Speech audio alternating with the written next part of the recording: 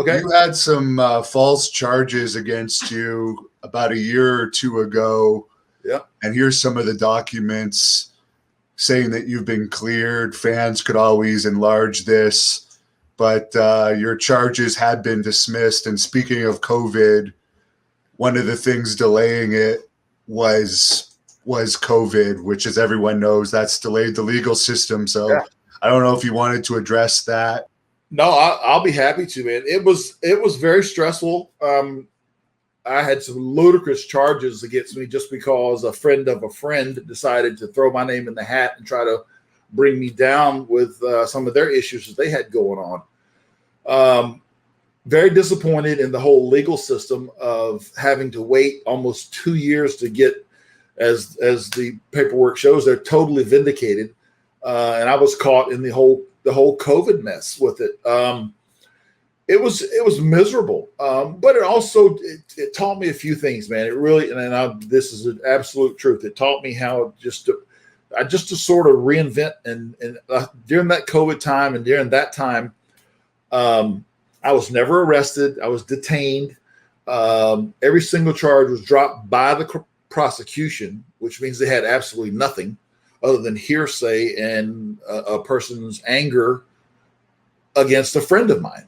And so, but the one thing that did come out of it is that I have had, through my career, I've had 10 plus surgeries. Now, when I say 10 plus, I know there's more than that.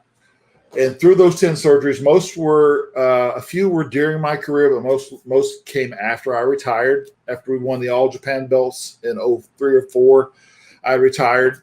And they just started piling up, man. I had my neck surgery. I had my back. I had my shoulder. I had my left knee replaced. But I still train every day. I will not miss workouts. No days off. But what happened was, and this is sad, and I'll tell you, I became dependent on opiates. At first I thought, okay, I had a surgery. I need to take a pill. Then it got to be where, okay, I'm taking the pill. Now I'm taking a pill around the clock all day long. And it was like that for 2 or 3 years. And I just said, my wife is a director of nursing.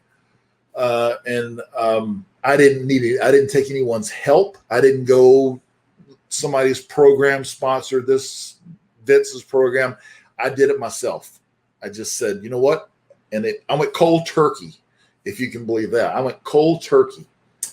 And I was very sick for like 2 weeks. And I don't advise that. And I'm not preaching. I'm not getting up on a soapbox here because it's hard, but you can do it. I just want people to know that, man, it's just an amazingly beautiful thing to have crystal clear thoughts and not have any kind of medication in your system. I hope that answered the question.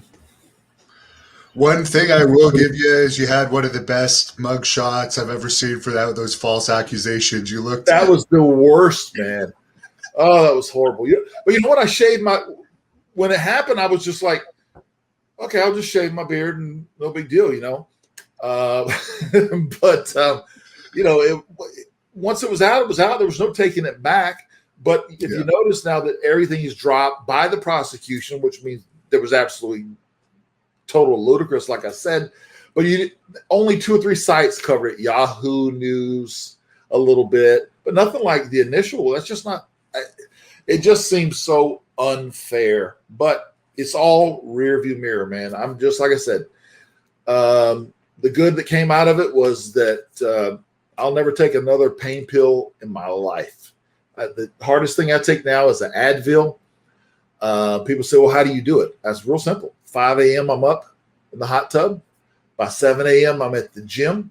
I come home, I use ice packs, and the rest is ibuprofen and stretching and sauna. I use all those things every day. Somebody tells you have to have a pill. No, you don't. You don't have to have it. Thank you for watching the Hannibal TV.